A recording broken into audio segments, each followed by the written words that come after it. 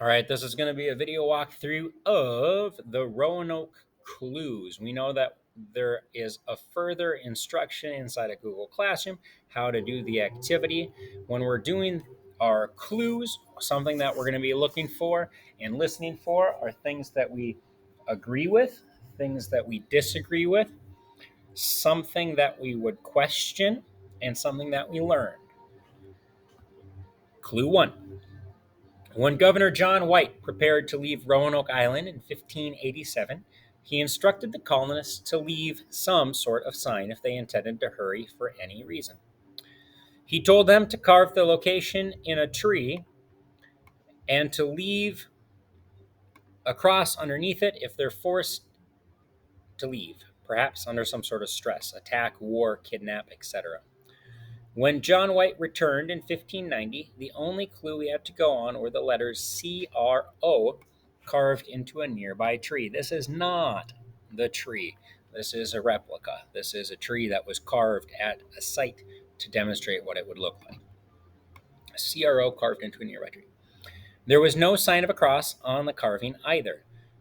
White took this to mean that the colonists had willingly moved to the nearby island of Croatan. He ran into two problems when trying to figure out where they went. First, the island of Croatan was not very big and it could not support all of the natives who already lived there, as well as the 115 English colonists. And problem number two, when later explorers visited the island of Croatan, there's no sign of the colonists and the natives claimed to not know what had happened to them. So, some things to notice in this one. He was told, he told them that if they're leaving, John White said, if you're leaving under some sort of problem, you need to carve the location and to put a cross under the tree. Something else to notice is when he got back, there was no sign of anything carved into a tree. Two things to notice there, two conflicting bits of information. Then, if we go to that island of Croatan, one problem is it couldn't support the native population as well as the 115 English colonists. Clue number 2. Remember, we're looking for things we agree with, things we disagree with, things that we question, and things that we learn. Clue 2. As John White ventured further onto the island in search of the missing colonists, he quickly realized that all of the houses and forts had been disassembled. It's as if the colonists had intended to take them elsewhere to rebuild. There was no sign of a fire, no sign of a Native American raid, no sign of a quick, unplanned departure by the colonists. A few personal belongings were found in a chest in the woods, but other than that, there's no sign of a hurried escape. I said no a lot. Let's see. I said it once, twice, three times. Three times no on this one. There are no signs of a fire, no signs of an Native American raid, no signs of a hurried escape.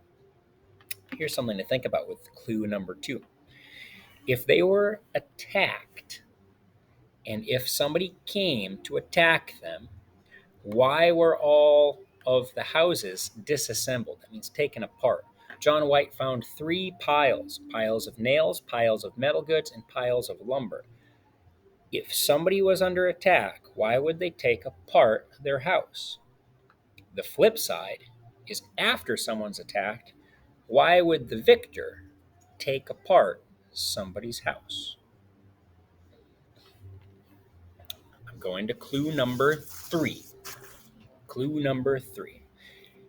After 20 years or so had passed since the disappearance of the Roanoke colonists, England attempted its second colony here in America, Jamestown, Virginia.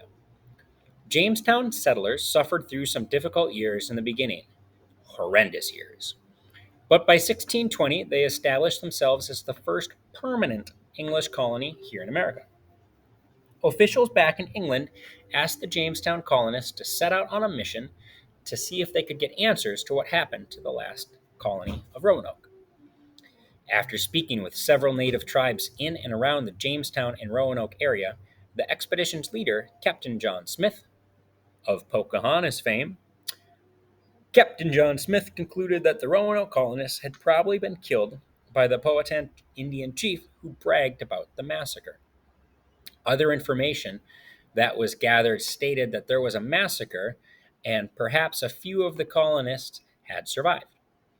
However, later research found there were in fact two massacres had by the Powhatan Indians close to the Roanoke area, but that they did not involve any of the white Roanoke settlers.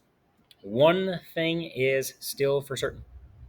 If the Roanoke settlers were alive in 1620, they never attempted to reach out to their fellow Englishmen who are now here in America at Jamestown. Jamestown is located only a few hundred miles up the coast from the Roanoke Island.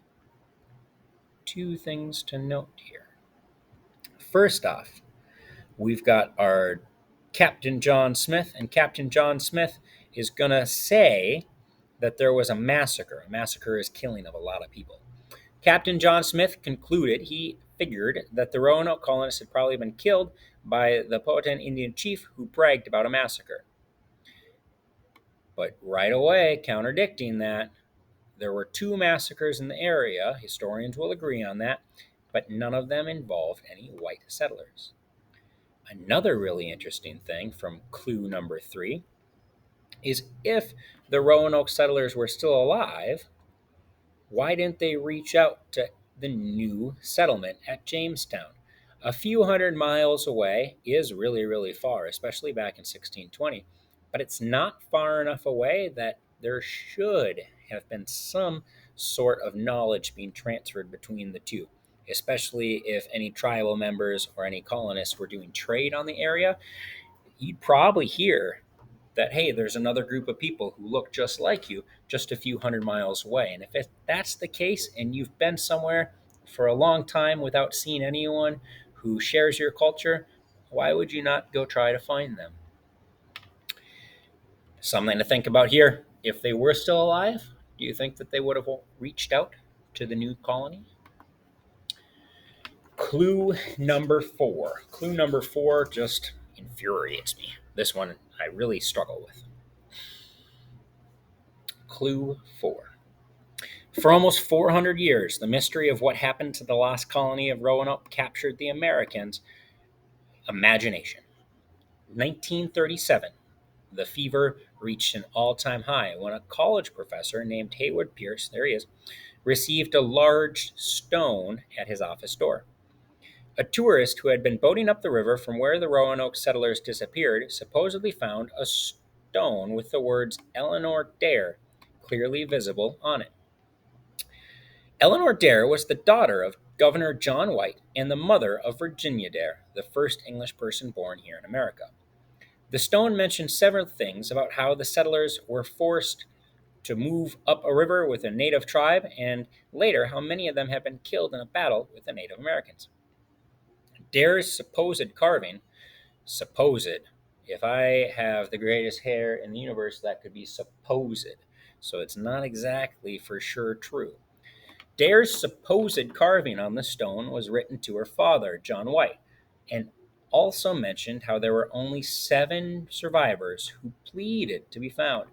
I plead that I get ice cream every night when I go home and I hang out with my parents. Begged. She mentioned how her husband and daughter, Virginia, were also killed in the battle. The carving also mentions how they were buried under a nearby stone that had a second carving on it from Eleanor Dale. Professor Pierce immediately set out to find the other stones. He even offered a money reward for anyone who could find and produce the other gravestone.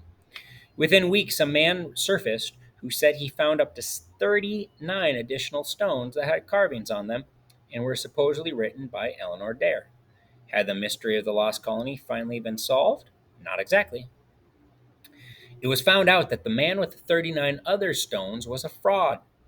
Tests were done that proved that the carvings of the stones were done by a drill, and not the metal chisel which Eleanor Dare would have used. The stones were found out that they were fake, all except for one.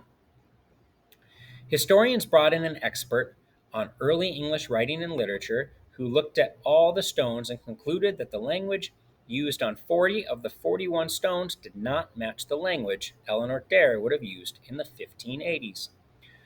One stone, the original found on the riverbank by the tourist, had language on it that would definitely have been used by Dare.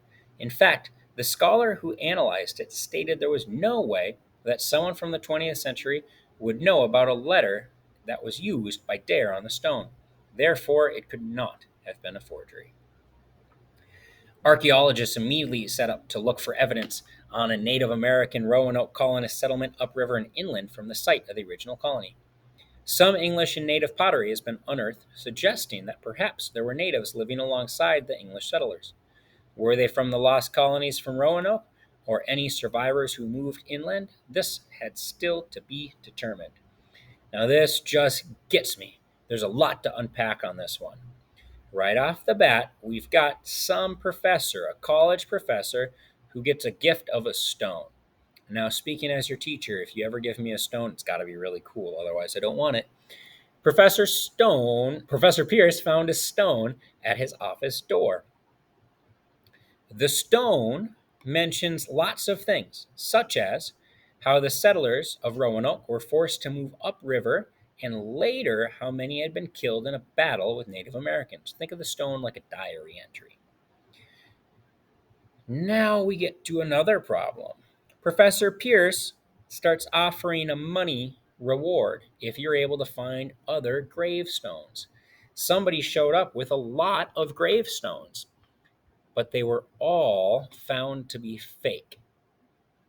If someone offers money for something to be found, it might motivate somebody to do something immoral to try to get all that money. So, this individual who showed up with 39 stones might have made those stones just because they wanted the money that was offered by the professor. As we keep going with clue 4, we get to somebody who's kind of like a super scholar. A scholar is someone who is really knowledgeable about an area, someone who studies it. And a scholar studies the stones to find out that all were fake except for one. And one of the stones had some words on it that could have been used by an English colonist in the 1580s. And the scholar points out that no one in the 20th century, when the stone was brought forth, no one would know about some of the letters and the words. Remember when we were doing our Peter Zenger article and we kind of had F's and S's used interchangeably? This is what the scholar is using. They're using some of these letters at the time that have disappeared, and some of these letters are gone out of style, and the way that we use them have changed, like our F's and S's when we were doing our Peter Zenger. Something to think about from this whole clue 4. If one of the stones was proven to be super duper old, why are the other stones not super duper old too? How did somebody find one stone and then make 39 other fake stones? Some things to think about with our Roanoke activity.